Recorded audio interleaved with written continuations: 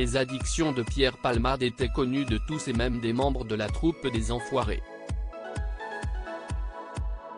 Pour rappel, le 10 février dernier, l'humoriste de 54 ans s'est retrouvé impliqué dans un grave accident de la route, survenu en Seine-et-Marne, qui a fait 3 blessés graves.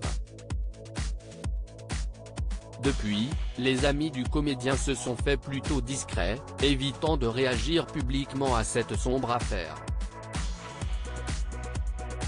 Il faut dire que certains membres de son entourage, à l'image de Michel Larocque, ont souffert de ses excès.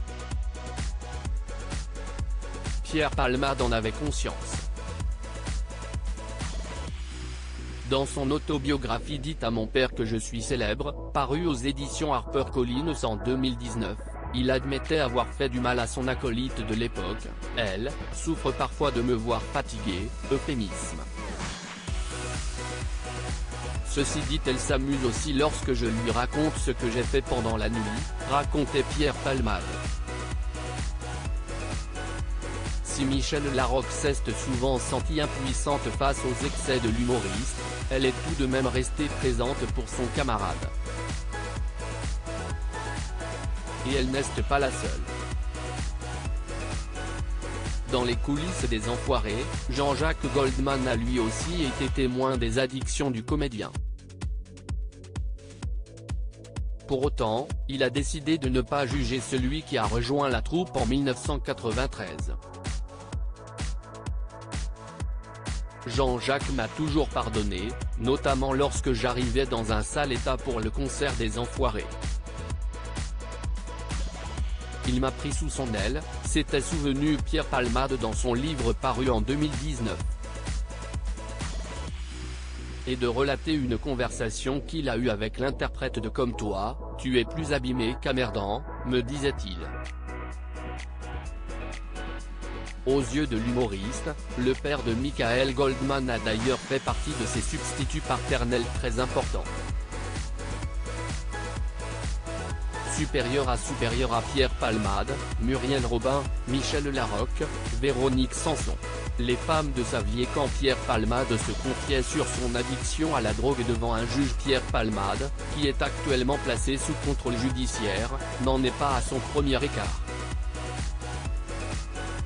Emporté par la frénésie du succès au moment de faire ses premiers pas en tant que comédien, il s'est perdu dans la nuit parisienne et ses dérives.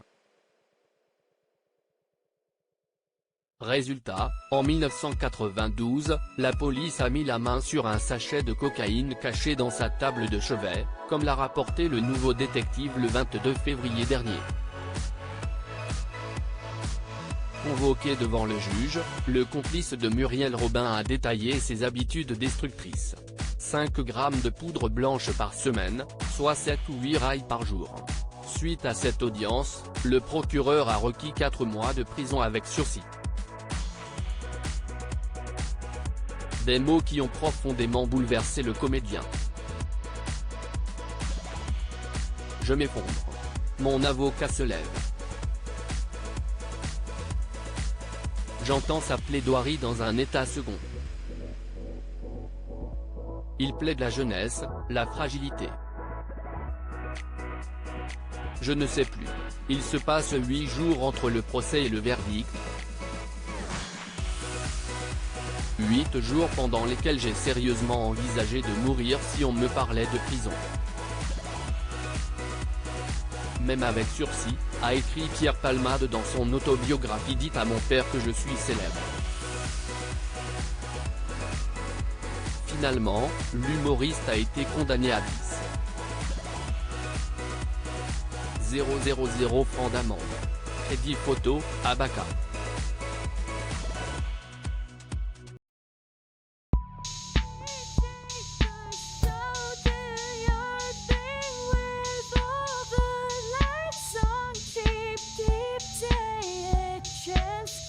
Keep taking a chance. You